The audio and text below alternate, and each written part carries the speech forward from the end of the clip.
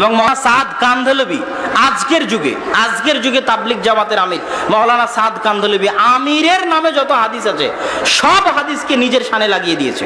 যখন দেওবন্দীদের সাথে গন্ডগোল লেগে গেল দারুল উলুম দেওবন্দের সাথে, যেটা আপনারা সবাই জানেন, তখন মৌলানা সাদ কান্ধলভি বই লেখা শুরু করলো আমিরের আনুগত্য এবং জামাতবদ্ধ জীবনযাপন। সেই বই মৌলানা সাদ কান্ধলভির যারা অনুসারী তাদের মধ্যে বিতরণ করতে লাগলো। তো উনি বুঝাতে চাইলেন তাবলিগ জামাতের সাথে থাকা আর আমার আনুগত্য করাই আল্লাহ রাসূলের ওই হাদিস যে আমিরের আনুগত্য করতে হবে, এটা হলো সেই আনুগত্য। আর আমার তাবলিগ জামাতের সাথে থাকা আল্লাহ রাসূলের ওই হাদিস জামাতবদ্ধ থাকতে হবে, এটা হলো সেই জামাতবদ্ধ থাকা। তো এখন যদি আমি তাবলিগ জামাত ছেড়ে দিই আর মৌলানা সাদ কান্ধলভির অনুগত্য না করি, তার আমিরত্ব না মানি, তাহলে কি আমাকে হত্যা করা যাবে? যদি না যায় তাহলে মৌলানা সাদ কান্ধলভি হাদিসগুলোর উপর জুলুম করেছে, এটাই ঠিক। আপনি পড়ে দেখতে পারেন তাদের বই, মৌলানা সাদ কান্ধলভির এবং তাদের এই তাবলিগ জামাতের বর্তমান যে গন্ডগোল হলো, এই গন্ডগোলের প্রেক্ষিতে জামাতবদ্ধ জীবনযাপন এবং আমিরের আনুগত্যের উপর যে বইগুলো লেখা হয়েছে। আমার দারুল উলুম দেওবন্দের ওস্তাদ মৌলানা মুফতি ইউসুফ তাওয়ালি, কেন আমি দারুল উলুম দেওবন্দে গিয়েই বুঝেছিলাম যে তাবলিগ জামাতের সাথে দারুল উলুম দেওবন্দের দূরত্ব আছে, এটা আগেই বুঝেছিলাম গন্ডগোলের আগে। কিন্তু এত গভীর দূরত্ব আছে এটা আমি আঁচ করতে পারি। কিভাবে আঁচ করতাম? মৌলানা আরশাদ মাদানী ক্লাসে আসলেই যেই ছাত্ররা তাবলিগ জামাতের জন্য চিল্লায় বের হয় ওদেরকে খুব কঠিনভাবে ধোলাই করতেন। এইভাবে ধোলাই করতেন, আবে তু খাতা হ্যায় মাদ্রাসা কা, रहता है मदरसा में, तुझे फ्री में मदरसा खिलाता है और चिल्ला लगाता है तबलीग जमात का। তুই খাস দারুল উলুম দেওবন্দে, দারুল উলুম দেওবন্দ তোকে খাওয়ায়, দারুল উলুম দেওবন্দে থাকিস, তোকে পড়ার জন্য খাওয়ানো হয়, পড়ার জন্য তোকে এখানে রাখা হয়, আর তুই পড়া বাদ দিয়ে চিল্লা লাগাস। তারপর উনি বলতেন কিয়ামত কে ময়দান মে তেরি ঠোকাই হোগি, কিয়ামতের মাঠে অন্যায়ের কারণে তোর উপর আল্লাহ শাস্তি আরোপ হবে, কেন এটা আমানতের খেয়ানত। মৌলানা আরশাদ মাদানী আমাদের ক্লাসে আরেকটা কথা বলতেন যে শোনো, আজ থেকে 20-30 বছর আগে বড় বড় দেওবন্দি আলেম ছিল, মৌলানা আনোয়ার শাহ কাশ্মীরি, মাহমুদুল হাসান দেওবন্দি, আদের বড় বড় আলেম ছিল। কিন্তু এখন এরকম বড় মাপের আলেম কেন তৈরি হয় না জানো? উনি বলতেন, तो बोलते अब इस तरह के बड़े आलिम इसलिए पैदा नहीं होता है कि तालिबे इल्म हमारे जो बच्चे हैं दारुल उलूम देवबंद के, ये फरागत के बाद 1 साल का चिल्ला लगाता है और 1 साल के चिल्ले में पूरा जहल मुरक्कब बन के वापस आता है। যে দারুল উলুম দেওবন্দ থেকে দাওরায়ে হাদিস শেষ করার পর আগে আমাদের উস্তাদরা কি করতো? কোনো মাদ্রাসায় গিয়ে পড়াতো, নিজে বাড়িতে বই পুস্তক মোতালা করতো। আর এখনকার ছাত্ররা কি করে? দাওরা শেষ করার পর 1 বছরের চিল্লা লাগায়, আর 1 বছরের চিল্লাতে আজীবন যা পড়েছিল সব ভুলে জাহেল মোরাক্কাব হয়ে ফিরে আসে। এটা দারুল উলুম দেওবন্দের এখনো উনি টিচার এবং জমিয়ত উলামায়ে হিন্দের আমির, আমি ওনার ছাত্র এবং ওনার পোতা মৌলানা আলী মাদানী আমার ক্লাসমেট। তো এটা কোথায় থেকে আসলো? তাবলিগ জামাতের সাথে দারুল উলুম দেওবন্দের দূরত্ব তখন আজ করেছিলাম। তো তখন একজন টিচার ছিল মুফতি ইউসুফ তাওয়ালি, তো উনি এই জামাতবদ্ধ জীবন যাপনের উপর মৌলানা সাদ কান্ধলভি আর আমিরের আনুগত্যের উপর মৌলানা সাদ কান্ধলভির বক্তব্যের খুব কঠিন ও কড়া ভাষায় রদ করতেন। ওনার ভাষাটা আমি নকল করতেছি, মৌলানা মুফতি ইউসুফ তাওয়ালির নিকটে আমি হেদায়া পড়েছি। উনি কিভাবে রদ করতেন, কিভাবে নকল করতেন? উনি বলতেন, अबे अमीर तो वो होता है जो किसी के ऊपर इस्लाम के जो क़िसास के अहकाम है ये कायम कर सकता है। अगर मैंने चोरी किया तो मेरा हाथ कट सकता है, वो अमीर है। अगर मैंने जिना किया तो मुझे रजम कर सकता है, वो अमीर है। अबे तू मुझे रजम भी नहीं कर सकता, हाथ भी नहीं कट सकता, तू कहे का अमीर है? बे तू शेख है, तू मौलाना है, तू मुफ्ती है, तू काजी है, तू अल्लामा है, तू दाई है, लेकिन अमीर नहीं है। বললো আমির সেই যে আমি চুরি করলে আমার হাত কাটতে পারবে, আমির সেই যে আমি জেনা করলে আমাকে রজম করতে পারবে, আমির সেই যে আমি অপরাধ করলে আমাকে জেলে দিতে পারবে।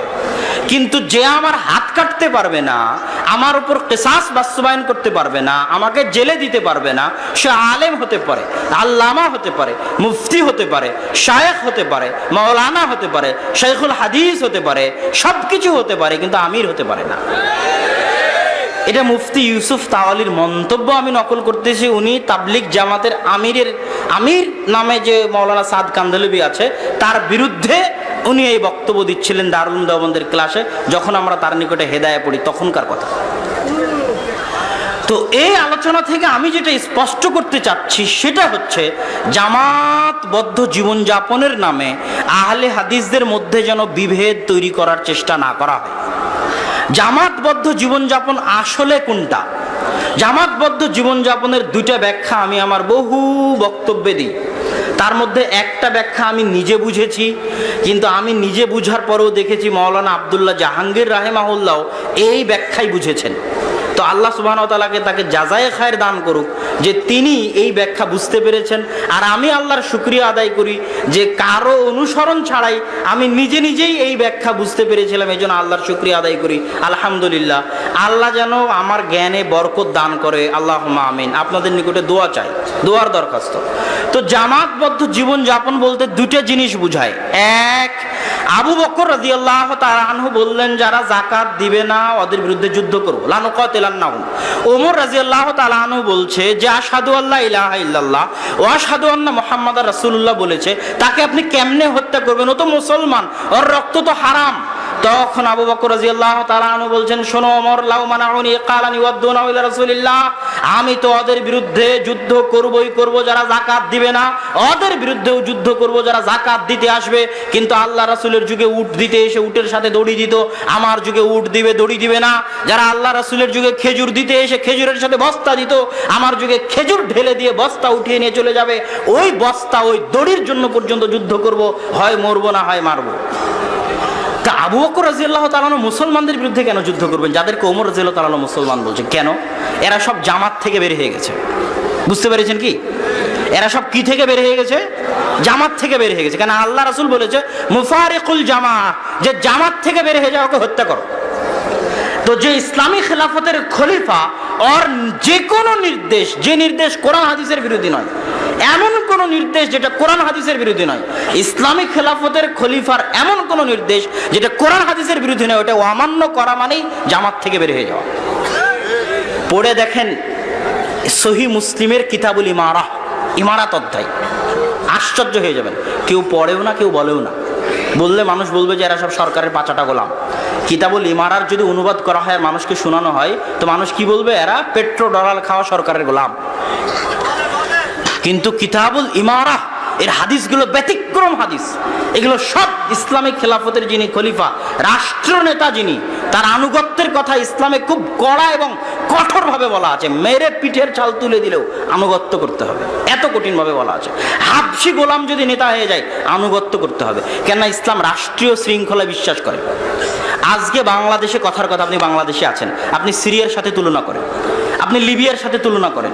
লিবিয়াতে মুসলমানদের জানমালের নিরাপত্তা আছে? প্রত্যেকদিন পত্রিকায় পড়ে দেখবেন কোনো জানমালের নিরাপত্তা নাই, কোনো বোনের জানের নিরাপত্তা নাই। কি জন্য নাই? মুআম্মার আল গাদ্দাফির সময় কি জানমালের নিরাপত্তা ছিল না? ছিল না। মুআম্মার আল গাদ্দাফি যত খারাপ শাসক হোক, ওর সময় তো অন্তত মেয়েদের ইজ্জতের নিরাপত্তা ছিল। মুআম্মার আল গাদ্দাফি যত খারাপ শাসক হোক, ওর সময় তো অন্তত বিনা অপরাধে মানুষকে হত্যা করা হতো না। মুআম্মার আল গাদ্দাফির বিরুদ্ধে বিদ্রোহ করলো মানুষ। কেন ইসলাম সরকারের বিরুদ্ধে বিদ্রোহকে এত কঠোর হস্তে বাধা দেয়, তার প্রমাণ আজকের লিবিয়া, আজকের সিরিয়া। লিবিয়াতে মুআম্মার আল গাদ্দাফির বিরুদ্ধে বিদ্রোহ করে এখন কারো জানমালের নিরাপত্তা নেই। যত মুসলমান নারী পুরুষকে ইহুদি আর খ্রিস্টানেরা ধর্ষণ করেছে, হত্যা করেছে, তার চেয়ে বেশি নারী পুরুষ সিরিয়ার মাটিতে, লিবিয়ার মাটিতে মুসলমানদের হাতে নষ্ট হচ্ছে, ধ্বংস হচ্ছে, মৃত্যু হচ্ছে। এটাই সত্য, এটাই বাস্তব। এই জন্য ইসলাম বলে, ক্ষমতায় যে আছে যতক্ষণ কাফের না হয়ে যায়, কাফের হয়ে গেলেও ওর বিরুদ্ধে বিদ্রোহ করে ক্ষমতা পাল্টানোর যদি ক্ষমতা তোমার কাছে না থাকে, তাহলে তার বিরুদ্ধে বিদ্রোহ করিও না। অন্তত তোমার স্ত্রী পুত্রের জানমালের ইজ্জতের হেফাজত হবে, নিরাপত্তা বজায় থাকবে, আমন আমান বজায় থাকবে। এটা ইসলাম খুব গুরুত্ব দিয়ে দেখে। তো এই জামাতবদ্ধ জীবনযাপনের একটা অর্থ হচ্ছে খলিফা, রাষ্ট্রনেতার বৈধ নির্দেশের সাথে থাকা। আর যে থাকবে না সে খারিজি। খারিজি মানে খারেজ আনিল জামাত, জামাত থেকে বের হয়ে গেছে। খারিজি মানে যে বের হয়ে যায়, জামাত থেকে বের হয়ে গেছে, সে খারিজি। এবার দ্বিতীয় ব্যাখ্যা হচ্ছে, মসজিদের সাথে সম্পর্ক রেখে 5 ওয়াক্ত সালাতের জামাতে উপস্থিত হওয়ার মাধ্যমে সারা বিশ্বের মুসলমানদের বৃহৎ জামাত, জামাতুল মুসলিমিন, সারা পৃথিবীর মুসলমানদের একটা অদৃশ্য বৃহৎ জামাত, যে অদৃশ্য বৃহৎ জামাতকে আল্লাহ অনেক কিছু দিয়ে আল্লাহ বন্ধন তৈরি করে দিয়েছেন। যেমন সবার কেবলা আল্লাহ এক করে দিয়েছেন। সারা পৃথিবীর সব মসজিদের কেবলা কোন দিকে? কাবার দিকে। কথা বুঝতে পারেননি? এটা একটা বন্ধন তৈরি করে দিয়েছেন আল্লাহ সুবহানাহু ওয়া তাআলা। তো সারা পৃথিবীর মুসলমানদের এই বিশাল জামাত, জামাতুল মুসলিমিন, এদের অন্তর্ভুক্ত হবে তখন যখন তার সম্পর্ক থাকবে মসজিদের সাথে। আর যদি মসজিদের সাথে সম্পর্ক না থাকে তাহলে সে মুসলমান বলে গণ্য, মুসলমানদের জামাতের মধ্যে গণ্য হবে না, জামাতবদ্ধ জীবন যাপনের মধ্যে গণ্য হবে না। দলিল রাসূল সাল্লাল্লাহু আলাইহি ওয়াসাল্লামের হাদিস। এই হাদিস বলে আজকের বক্তব্য শেষ করব। মা মিন ক্বরিয়াতিন, এমন কোনো গ্রাম নেই যেই গ্রামে 3 জন মানুষ বসবাস করে। লন্ডনের একটা পাড়ায় 3 জন মুসলমান বাস করে, চীনের একটা ছাত্রাবাসে 3 জন মুসলমান বসবাস করে।